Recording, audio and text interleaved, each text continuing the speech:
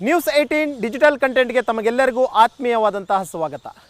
ಕೆಲವು ದಿನಗಳ ಹಿಂದಷ್ಟೇ ಬೆಂಗಳೂರಿನ ಪರಪ್ಪನ ಅಗ್ರಹಾರ ಜೈಲಿನ ಮೇಲೆ ಬೆಂಗಳೂರಿನ CCB ಪೊಲೀಸರು ಮತ್ತು ಎಲೆಕ್ಟ್ರಾನಿಕ್ ಸಿಟಿಯ ಪೊಲೀಸರು ದಾಳಿಯನ್ನು ಮಾಡ್ತಾರೆ.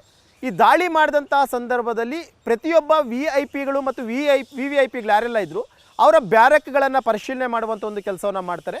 ಇನ್ಕ್ಲೂಡಿಂಗ್ ಪ್ರಜ್ವಲ್ ರೇವಣ್ಣ ಅವರ ಬ್ಯಾರಕ್ಕನ್ನು ಪರಿಶೀಲನೆ ಮಾಡ್ತಾರೆ. ಆ ಸಂದರ್ಭದಲ್ಲಿ ಒಂದು ಆ್ಯಂಡ್ರಾಯ್ಡ್ ಫೋನ್ ಸಿಗುತ್ತೆ, ಮತ್ತೊಂದು ಪೆನ್ ಡ್ರೈವ್ ಸಿಗುತ್ತೆ. ಜೊತೆಗೆ ದರ್ಶನ್ ಬ್ಯಾರಕ್ಕನ್ನು ಪರಿಶೀಲನೆ ಮಾಡ್ತಾರೆ, ಪವಿತ್ರ ಗೌಡ ಬ್ಯಾರಕ್ಕನ್ನು ಕೂಡ ಅಷ್ಟೇ ಸರ್ಚ್ ಮಾಡ್ತಾರೆ. ಈ ಸರ್ಚ್ ಮಾಡಿದಂಥ ಸಂದರ್ಭದಲ್ಲಿ ಒಂದು ವಿಚಾರ ಪೊಲೀಸರಿಗೂ ಗೊತ್ತಾಗಿರುವಂಥದ್ದೇನಂತಂದರೆ, ಸಜಾಬಂದಿ ಕೈದಿಯಾಗಿದ್ದಂಥ ಪ್ರಜ್ವಲ್ ರೇವಣ್ಣ ಸಮವಸ್ತ್ರವನ್ನು ಧರಿಸದೆ ಅವ್ರಿಗೆ ಬೇಕಾದಂಥ ಬಟ್ಟೆಯನ್ನು ಹಾಕ್ಕೊಂಡಿರುವಂಥ ವಿಚಾರವೂ ಕೂಡ ಅಷ್ಟೇ ಗೊತ್ತಾಗಿತ್ತು. ಇದು ದೊಡ್ಡ ಮಟ್ಟದಲ್ಲಿ ಚರ್ಚೆನೂ ಕೂಡ ಅಷ್ಟೇ ಆಗಿತ್ತು. ಇದಾದಂತಹ ಬಳಿಕ ಜೈಲಿನ DG ಆಗಿರುವಂಥ ಅಲೋಕ್ ಕುಮಾರ್ ಅವರು ಕೂಡ ಅಷ್ಟೇ ಪರಪ್ಪನ ಅಗ್ರಹಾರ ಜೈಲಿಗೆ ಹೋಗಿ ವಿಸಿಟ್ ಮಾಡ್ತಾರೆ, ಪರಿಶೀಲನೆಯನ್ನು ಮಾಡ್ತಾರೆ, ಎಲ್ಲವನ್ನೂ ಕೂಡ ನೋಡ್ತಾರೆ. ಆ ಸಂದರ್ಭದಲ್ಲಿ ಒಂದು ಗೊತ್ತಾಗಿರುವಂಥದ್ದು ಏನು ಅಂತಂದರೆ, ಲಾಂಗ್ ಟರ್ಮಿಂದ ಯಾರೆಲ್ಲ ಭದ್ರತೆಗೆ ಅಂತ ಒಂದಷ್ಟು ಜನರನ್ನು ನಿಯೋಜನೆ ಮಾಡಲಾಗಿತ್ತು ಅವರಿಂದಲೇ ಬಹುತೇಕ ಈ ರೀತಿಯಾದಂತಹ ಒಂದಷ್ಟು ಎಡವಟ್ಟುಗಳಾಗ್ತಾ ಇದ್ದಾವೆ. ಜೈಲಿನ ಒಳಗಡೆ ಮೊಬೈಲ್ ಸಿಗುವಂಥದ್ದಾಗಿರ್ಬೋದು, ಐಷಾರಾಮಿ ಜೀವನ ಸಿಗುವಂಥದ್ದಾಗಿರ್ಬೋದು, ಇದೆಲ್ಲವೂ ಕೂಡ ಅಷ್ಟೇ ಲಾಂಗ್ ಟರ್ಮ್ ಇರುವಂಥ ಸಿಬ್ಬಂದಿಗಳ ಒಂದು ಸಹಾಯದಿಂದನೇ ಆಗ್ತಿದೆ ಅನ್ನುವಂಥ ಒಂದಷ್ಟು ವಿಚಾರ ಗೊತ್ತಾಗಿದೆ. ಇದರ ಜೊತೆಗೆ ಸ್ಪೆಸಿಫಿಕ್ ಆಗಿ VIP ಬ್ಯಾರಕ್ ಅಂದಂತಹ ವೇಳೆಯಲ್ಲಿ ಅವ್ರಿಗೆ ಆದಂಥ ಒಂದಷ್ಟು ಕೊಠಡಿಯನ್ನು, ಸ್ವಚ್ಛವಾಗಿರುವಂಥ ಕೊಠಡಿ ಕೊಡುವಂಥದ್ದು, ಫ್ಯಾನ್ ವ್ಯವಸ್ಥೆ ಇರುವಂಥದ್ದು, ಅವ್ರಿಗೆ ಇನ್ನಿತರ TV ವ್ಯವಸ್ಥೆ, ಇಂಥದ್ದೆಲ್ಲವೂ ಕೂಡ ಅಷ್ಟೇ ಕೊಡಲಾಗ್ತಿತ್ತು. ಈಗ ಯಾವಾಗ ಅಲೋಕ್ ಕುಮಾರ್ ಜೈಲಿಗೆ ಭೇಟಿ ಮಾಡಿ ಬಂದರೂ ಈಗ ಎಲ್ಲವನ್ನೂ ಕೂಡ ಅಷ್ಟೇ ಬದಲಾಯಿಸಿದರೆ. ಪ್ರಜ್ವಲ್ ರೇವಣ್ಣ ಇದ್ದಂತಹ VIPಯ ಬ್ಯಾರೆಕ್ನಿಂದ ಆತನನ್ನು ಸಾಮಾನ್ಯ ಕೈದಿಗಳಿರುವಂತಹ ಬ್ಯಾರೆಕ್ಗೆ ಅವರನ್ನು ಕೂಡ ಅಷ್ಟೇ ಶಿಫ್ಟ್ ಮಾಡಿದಂಥದ್ದು. ಇದರ ಜೊತೆಗೆ ನಟ ದರ್ಶನ್ಗೂ ಕೂಡ ಅಷ್ಟೇ ಸಂಕಷ್ಟ ಎದುರಾಗಿದೆ. ಕಾರಣ ಏನು ಅಂತಂದರೆ, ಪ್ರಜ್ವಲ್ ರೇವಣ್ಣ ಕೊಠಡಿಯ ಪರಿಶೀಲನೆ ವೇಳೆಯಲ್ಲಿ ಒಂದು ಮೊಬೈಲ್ ಸಿಕ್ತು, ಪೆನ್ ಡ್ರೈವ್ ಸಿಕ್ತು ಅನ್ನೋಂಥ ವೇಳೆಯಲ್ಲಿ ಎಲ್ಲವನ್ನೂ ಕೂಡ ಅಷ್ಟೇ ಬದಲಾಯಿಸಬೇಕು ಅನ್ನೋಂಥ ಒಂದು ನಿರ್ಧಾರಕ್ಕೆ ಕಾರಾಗೃಹ ಇಲಾಖೆಯ DG ಬಂದಿರುವಂಥದ್ದು. ಆ ಕಾರಣಕ್ಕೋಸ್ಕರ ನಟ ದರ್ಶನ್ ಹಿಂದೆ ಯಾವ ಬ್ಯಾರಕ್ಕಲ್ಲಿದ್ರಲ್ಲ ಆ ಬ್ಯಾರಕ್ನಿಂದಲೂ ಕೂಡ ಅಷ್ಟೇ ಬೇರೆ ಬ್ಯಾರಕ್ಗೆ ಸ್ಥಳಾಂತರವನ್ನು ಮಾಡಿದ್ದಾರೆ. ಇದರ ಜೊತೆಗೆ ಪವಿತ್ರ ಗೌಡ ಕೇವಲ 2 ಕೈದಿಗಳ ಜೊತೆಯಲ್ಲಿ ಅವರು ತಮ್ಮ ಕೊಠಡಿಯಲ್ಲಿ ವಾಸ್ತವ್ಯವನ್ನು ಹೂಡಿದ್ರು. ಈಗ ಪವಿತ್ರ ಗೌಡಳನ್ನು ಕೂಡ ಅಷ್ಟೇ ಕೇವಲ ಅವರಿಬ್ಬರಿರುವಂಥ ಬ್ಯಾರಕ್ ಅಷ್ಟೇ ಅಲ್ಲದೆ ಜನಸಾಮಾನ್ಯರು ಹೆಚ್ಚಿನ ಸಂಖ್ಯೆಯಲ್ಲಿರುವಂತಹ ಬ್ಯಾರಕ್ಗೆ ಅವರನ್ನು ಕೂಡ ಈಗಾಗಲೇ ಶಿಫ್ಟ್ ಮಾಡಿರುವಂಥದ್ದು. ಇದರಿಂದ ಎಲ್ಲರೂ ಕೂಡ ಅಷ್ಟೇ ಇವತ್ತು VIPಗಳಾಗಿರ್ಬೋದು, ಸೆಲೆಬ್ರಿಟಿ, ಇದು ಯಾವುದೂ ಕೂಡ ಇಲ್ಲದೆ ಸಾಮಾನ್ಯ ಕೈದಿಗಳ ಜೊತೆಯಲ್ಲಿರುವಂತಹ ಪರಿಸ್ಥಿತಿ ಎದುರಾಗಿರುವಂಥದ್ದು. ಇದರ ಜೊತೆಗೆ ಮಾಫಿ ಸಾಕ್ಷಿ, ಈ ರೇಣುಕಾಸ್ವಾಮಿ ಕೊಲೆ ಪ್ರಕರಣದ A14 ಆಗಿರುವಂಥ ಪ್ರದೋಷ್ ಏನಿದೆ, ಈತ ಮಾಫಿ ಸಾಕ್ಷಿ ಆಗ್ತೀನಿ ಅಂತ ಯಾವಾಗ ಕೋರ್ಟ್ನ ಮುಂದೆ ಅರ್ಜಿ ಹಾಕ್ಕೊತಾರೆ, ಆ ಸಂದರ್ಭದಲ್ಲಿ VC ಮೂಲಕ ಪ್ರೊಡ್ಯೂಸ್ ಮಾಡಿದಂಥ ವೇಳೆಯಲ್ಲಿ ಅವ್ರ ಅಡ್ವೊಕೇಟು ಜಡ್ಜ್ಗೆ ಒಂದು ಮನವಿಯನ್ನು ಮಾಡ್ಕೊಳ್ತಾರೆ. ಪ್ರದೋಷ್ ಮಾಫಿ ಸಾಕ್ಷಿ ಆಗಿರೋದ್ರಿಂದ ಆತನನ್ನು ಇಮಿಡಿಯೇಟಾಗಿ ಬೇರೊಂದು ಬ್ಯಾರಕ್ಗೆ ಶಿಫ್ಟ್ ಮಾಡಬೇಕು, ಸೂಕ್ತವಾದಂತಹ ಪೊಲೀಸ್ ಭದ್ರತೆಯನ್ನು ಆತನಿಗೆ ಒದಗಿಸಬೇಕು ಅನ್ನೋಂಥ ಒಂದು ಮನವಿಯನ್ನು ಕೂಡ ಮಾಡಿಕೊಂಡಿದ್ರು. ಅದರಂತೆ ಜಡ್ಜ್ ಕೂಡ ಜೈಲಿನ ಅಧಿಕಾರಿಗಳಿಗೊಂದು ಸೂಚನೆಯನ್ನು ಕೊಡ್ತಾರೆ, ಇಮಿಡಿಯೇಟಾಗಿ ಪ್ರದೋಷ್ಗೆ ಒಂದು ಭದ್ರತೆ ವ್ಯವಸ್ಥೆಯನ್ನು ಮಾಡಿಕೊಡಿ, ಜೊತೆಗೆ ಆ ದರ್ಶನ್ ಮತ್ತು ಆತನ ಸಹಚರರ ಜೊತೆಯಲ್ಲಿ ಆತನಿಗೆ ಯಾವುದೇ ಕಾರಣಕ್ಕೂ ಕೂಡ ಇರಿಸುವಂಥದ್ದು ಬೇಡ, ಆತನನ್ನು ಸಪ್ರೇಟಾಗಿ ಇಡಿ ಅನ್ನೋ ಒಂದು ಸೂಚನೆಯನ್ನು ಕೊಡ್ತು. ಅದರಂತೆ ಈಗ ಪ್ರದೋಷ್ಗೂ ಕೂಡ ಅಷ್ಟೇ ಪರಪ್ಪನ ಅಗ್ರಹಾರ ಜೈಲಿನಲ್ಲಿ ಹೆಚ್ಚಿನ ಸೆಕ್ಯೂರಿಟಿಯನ್ನು ಇಟ್ಟಿರುವಂಥದ್ದು. ಜೊತೆಗೆ CC ಕ್ಯಾಮ್ರಾಗಳನ್ನು ಕೂಡ ಒಂದಷ್ಟು ಹೆಚ್ಚುವರಿಯಾಗಿ ಇನ್ಸ್ಟಾಲೇಷನ್ ಮಾಡಿದ್ದಾರೆ. ಯಾಕಂದರೆ ಈ ಪ್ರದೋಷಿನ ಹೇಳಿಕೆ ಅನ್ನುವಂಥದ್ದು ರೇಣುಕಾಸ್ವಾಮಿ ಕೊಲೆ ಪ್ರಕರಣದಲ್ಲಿ ತುಂಬ ಇಂಪಾರ್ಟೆಂಟ್ ಆಗಿರುವಂಥ ಒಂದು ಸಾಕ್ಷ್ಯ. ಯಾಕಂದರೆ ಆತನೂ ಕೂಡ ಅಷ್ಟೇ ಕೊಲೆ ಆದಂಥ ಸಂದರ್ಭದಲ್ಲಿ ಆರೋಪಿಗಳ ಜೊತೆ ಇದ್ದಂತಹ ವ್ಯಕ್ತಿ, ಆತ ಅದೆಲ್ಲವನ್ನು ಕೂಡ ಕಣ್ಣಾರೆ ಕಂಡಿರುವಂಥ ವ್ಯಕ್ತಿ.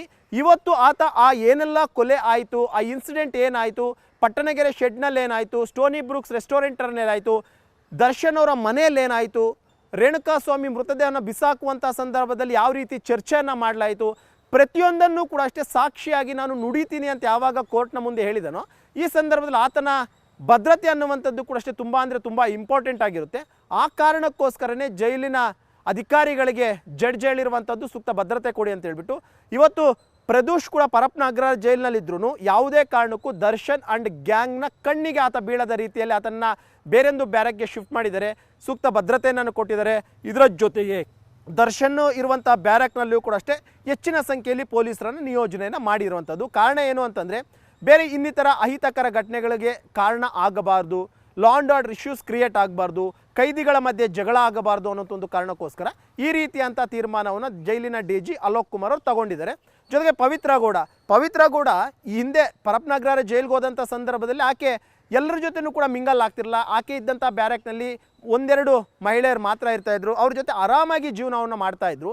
ಆದರೆ ಈಗ ಮೊನ್ನೆ ನಡೆದಂತಹ ದಾಳಿಯಿಂದಾಗಿ ಪವಿತ್ರ ಗೌಡಗೆ ದೊಡ್ಡ ಮಟ್ಟದ ಸಂಕಷ್ಟ ಎದುರಾಗಿದೆ.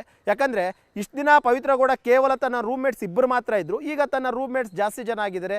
ಬೇರೆ ಬೇರೆ ಬ್ಯಾರೆಕ್ ದೊಡ್ಡದಾಗಿರುವಂತಹ ಮತ್ತು ಅತಿ ಹೆಚ್ಚಿನ ಸಂಖ್ಯೆಯಲ್ಲಿ ಕೈದಿಗಳಿರುವಂತಹ ಬ್ಯಾರೆಕ್ ಆಕೆಯನ್ನು ಕೂಡ ಶಿಫ್ಟ್ ಮಾಡಿದಂಥದ್ದು ಎಲ್ಲೋ ಒಂದು ಕಡೆ ಹೊಂದಾಣಿಕೆ ಹಾಕ್ಕೊಳ್ಳೋದಕ್ಕೆ ಸ್ವಲ್ಪ ಕಷ್ಟ ಆಗ್ತಿದೆ. ಯಾಕಂದರೆ ಪವಿತ್ರ ಗೌಡ ಹೊರಗಡೆ ಇದ್ದಂಥ ಸಂದರ್ಭದಲ್ಲಿ ಆಕೆಯ ಜೀವನ ಶೈಲಿ ಆಗಿರ್ಬೋದು, ಮೇಕಪ್ ಮಾಡ್ಕೊಳ್ಳುವಂಥದ್ದಾಗಿರ್ಬೋದು. ಯಾಕಂದರೆ ಪೊಲೀಸರು ಆಕೆಯನ್ನು ಮಹಜರ್ಗೆ ಅಂತ ಮನೆ ಕರ್ಕೊಂಡೋದಂಥ ಸಂದರ್ಭದಲ್ಲಿ ಪೊಲೀಸರನ್ನ ವಾಶ್ರೂಮ್ಗೆ ಹೋಗಿ ಬರ್ತೀನಿ ಅಂತೇಳಿ ಆಕೆ ಮೇಕಪ್ ಮಾಡಿಕೊಂಡು ಲಿಪ್ಸ್ಟಿಕ್ ಹಾಕ್ಕೊಂಡು ಹೊರಗಡೆ ಬಂದಿದ್ಲು. ಇಂತಹ ಒಂದು ಪರಿಸ್ಥಿತಿಯಲ್ಲಿ ಪವಿತ್ರ ಗೌಡ ಹೇಗಿರಬಹುದು ಅನ್ನುವಂಥದ್ದು ನೀವೇ ಊಹೆ ಮಾಡ್ಕೊಳ್ಬೋದು. ಯಾಕಂದರೆ ಒಂದು 15ರಿಂದ 20 ಜನ ಕೈದಿಗಳಿರುವಂತಹ ಚಾನ್ಸಸ್ ಇದೆ. ಯಾಕಂದರೆ ಮೊದಲು ಇಬ್ಬರು ಮಾತ್ರ ಇದ್ದರೆ ಈಗ 15ರಿಂದ 20 ಜನರ ಮಧ್ಯೆ ಆಕೆನೂ ಕೂಡ ಒಬ್ಬಳು. ಜೊತೆಗೆ ದರ್ಶನ್ ಕೂಡ ಅಷ್ಟೇ. ನಿಜಕ್ಕೂ ದರ್ಶನ್ಗೆ ಯಾವ ರೀತಿ ಆಗ್ತಿದೆ ಅಂತಂದರೆ ಏನೇ ಮಾಡೋಕೆ ಹೋದರೂ ಕೂಡ ಅಷ್ಟೇ ಉಲ್ಟಾ ಆಗ್ತಿದೆ ಅನ್ನೋವಂಥದ್ದಕ್ಕೆ ಇತ್ತೀಚಿನ ದಿನಗಳಲ್ಲಿ ಆಗ್ತಿರುವಂಥ ಒಂದಷ್ಟು ಘಟನೆಗಳೇ ನೈಜ ಸಾಕ್ಷಿ ಅಂತ ಹೇಳ್ಬೋದು. ಸದ್ಯಕ್ಕೆ ದರ್ಶನ್ನು, ಲಕ್ಷ್ಮಣ್ಣು, ನಾಗರಾಜು, ಜಗದೀಶು, ಅನುಕುಮಾರ್ ಈ 5 ಜನರನ್ನು ಕೂಡ ಅಷ್ಟೇ ಸದ್ಯಕ್ಕೆ ಒಂದು ಬ್ಯಾರೆಕ್ನಲ್ಲಿ ಇರಿಸಿದ್ದಾರೆ. ಬ್ಯಾರೆಕ್ನ ಸುತ್ತಮುತ್ತಲೂ ಕೂಡ CC ಕ್ಯಾಮ್ರಾಗಳನ್ನು ಹಾಕ್ಕೊಂಡಿದ್ದಾರೆ. ಭದ್ರತೆಯನ್ನು ಇದ್ದಂಥ ಭದ್ರತೆಗಿಂತಲೂ ಒಂದಷ್ಟು ಭದ್ರತೆಯನ್ನು ಕೂಡ ಹೆಚ್ಚಳವನ್ನು ಮಾಡಿರುವಂಥದ್ದು. ಒಟ್ಟಿನಲ್ಲಿ ಪ್ರಜ್ವಲ್ ರೇವಣ್ಣ ಏನು ಪರಪ್ಪನ ಅಗ್ರಹಾರಕ್ಕೆ ಹೋದ್ರು, ಜೀವಾವಧಿ ಶಿಕ್ಷೆ ಆಯಿತು.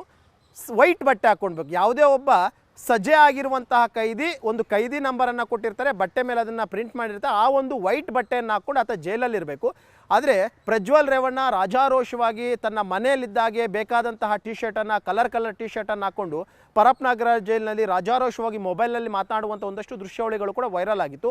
ಇದರ ಬಗ್ಗೆ ಕೂಡ ಅಷ್ಟೇ ರಿಪೋರ್ಟ್ ಕೇಳಿರುವಂಥದ್ದು, ಯಾಕೆ ಆತ ಸಮವಸ್ತ್ರವನ್ನು ಧರಿಸಿಲ್ಲ, ಬದಲಾಗಿ ತನಗೆ ಬೇಕಾದಂಥ ಬಟ್ಟೆಯನ್ನು ಹಾಕ್ಕೊಡೋದಕ್ಕೆ ಅಧಿಕಾರವನ್ನು ಕೊಟ್ಟಂಥವ್ರು ಯಾರು ಅನ್ನುವಂಥದ್ರ ಬಗ್ಗೆ ಕೂಡ ಜೈಲಿನ DG ಅವರೊಂದು ರಿಪೋರ್ಟನ್ನು ಕೇಳಿದ್ದಾರೆ. ಇದಕ್ಕೆ ಎಕ್ಸ್ಪ್ಲನೇಷನ್ ಏನು ಕೊಡ್ತಾರೆ ಜೈಲಿನ ಸೂಪರಿಂಟೆಂಡೆಂಟ್ ಅನ್ನುವಂಥದ್ದು ಕೂಡ ಮುಂದಿನ ದಿನ ನೋಡಬೇಕು. ಒಟ್ಟಿನಲ್ಲಿ ಮೊನ್ನೆ ನಡೆದಂತಹ ರೈಡ್ ಏನಿತ್ತು, CCB ಪೊಲೀಸರು ಮತ್ತು ಎಲೆಕ್ಟ್ರಿಸಿಟಿ ವಿಭಾಗದ ಪೊಲೀಸರು ಮಾಡಿದಂಥ ರೈಡು, ಇದು ಜೈಲಿನಲ್ಲಿರುವಂತಹ ಬಹುತೇಕ ಬದಲಾವಣೆಗಳಿಗೆ ಸಾಕ್ಷಿಯಾಗಿದೆ. ಭದ್ರತೆ ಹೆಚ್ಚಳವನ್ನು ಮಾಡಿರುವಂಥದ್ದು. ಇದರ ಜೊತೆಗೆ ಪ್ರಮುಖವಾಗಿ ಯಾರೆಲ್ಲ VIP ಗಳು ಅಂತ ಹೇಳ್ಬಿಟ್ಟು ಒಂದಷ್ಟು ಸೌಲಭ್ಯಗಳನ್ನ ಪಡ್ಕೊತಿದ್ರು, ಅವ್ರಿಗೆಲ್ರಿಗೂ ಕೂಡ ಅಷ್ಟೇ ಆ ಸೌಲಭ್ಯಗಳನ್ನು ಕಟ್ ಮಾಡುವಂಥ ಒಂದು ಕೆಲಸವನ್ನು ಮಾಡಿದ್ದು. ಮುಂದಿನ ದಿನಗಳಲ್ಲಿ ಇದೇ ರೀತಿಯಾಗಿ ಕಂಟಿನ್ಯೂ ಆಗುತ್ತಾ, ಅಥವಾ ಒಂದಷ್ಟು ದಿನಗಳ ಕಾಲ ಮಾತ್ರ ಈ ರೀತಿಯಂಥ ಬದಲಾವಣೆಯನ್ನು ತಗೊಂಡು ಬಂದು ತದನಂತರ ಯಥಾಸ್ಥಿತಿಯಾಗಿ ಪರಪ್ಪನಗರ ಜೈಲು ಅನ್ನುವಂಥದ್ದು ಮಾರ್ಪಾಡಾಗುತ್ತಾ ಅನ್ನುವಂಥದ್ದನ್ನ ಮುಂದಿನ ದಿನಗಳಲ್ಲಿ ನೋಡಬೇಕಾಗಿರುತ್ತೆ. ನಿರ್ಭೀತ, ನಿಷ್ಪಕ್ಷಪಾತ, ವಿಶ್ವಾಸಾರ್ಹ ಸುದ್ದಿಗಳಿಗೆ ಮತ್ತೊಂದು ಹೆಸರಾಗಿರುವಂತ News18 ಕನ್ನಡ ಈಗ ಆಪ್ನಲ್ಲೂ ಲಭ್ಯವಿದೆ. ದಯವಿಟ್ಟು ಇಲ್ಲಿರುವಂತ QR ಕೋಡ್ ಸ್ಕ್ಯಾನ್ ಮಾಡಿಕೊಂಡು ಆಪ್ ಡೌನ್ಲೋಡ್ ಮಾಡೋದಕ್ಕೆ ಮರಿಬೇಡಿ. ನಿಮ್ಮ ಬೆಂಬಲ ಹೀಗೆ ಸದಾ ನಮ್ಮೊಂದಿಗಿರಲಿ. ಧನ್ಯವಾದ.